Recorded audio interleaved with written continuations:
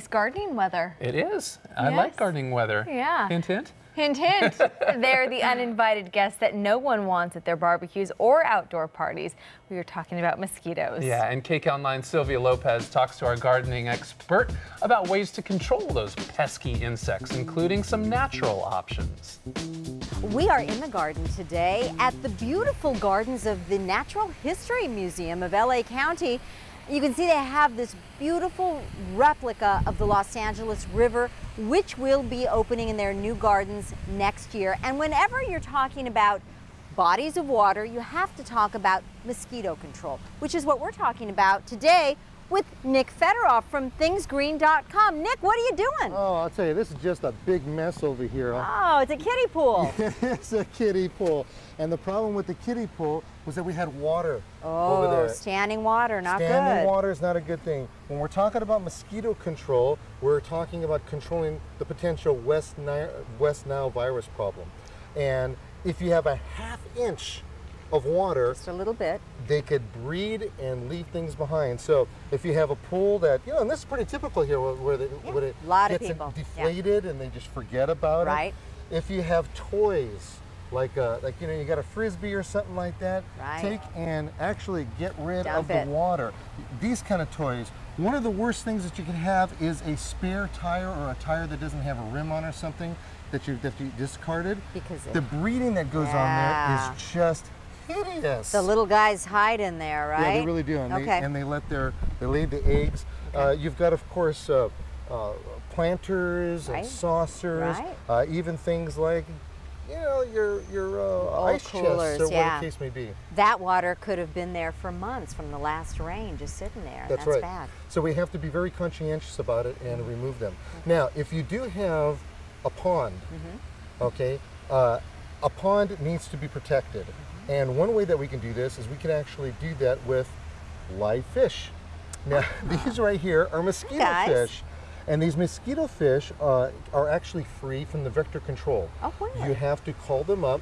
What they'll do is that they'll send someone down there to kind of look at your situation, and then they'll actually give you a certain amount of these things for them to breed and to continue, and they'll eat all of the larvae. Nice. Yeah, that is a really nice thing. Now, if you've got moving water like the LA River, chances are you're not going to have any mosquito problems. Moving water is good. It's stagnant, stale, mucky, yucky, stinky water.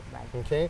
Now, mosquitoes have a keen sense of smell. They could smell a person up to 70 feet away. Wow. Now, ironically, women are actually more apt to have mosquito bites than men.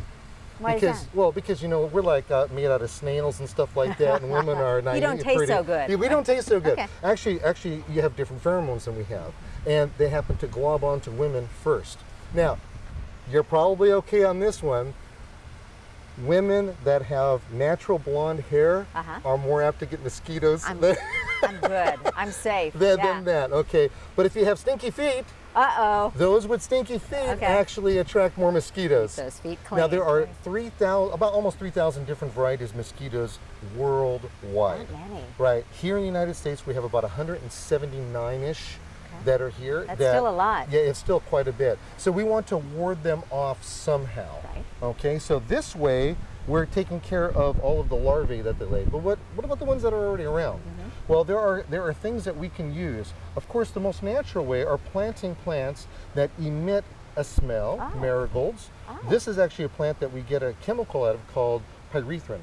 So this is a natural pyrethrin. And mosquitoes just don't like that smell. They don't like the smell, and they're going to be going off. Of course, things that have DEET in it, D-E-E-T, that's also something. But you know what? People are trying to do things as naturally as possible.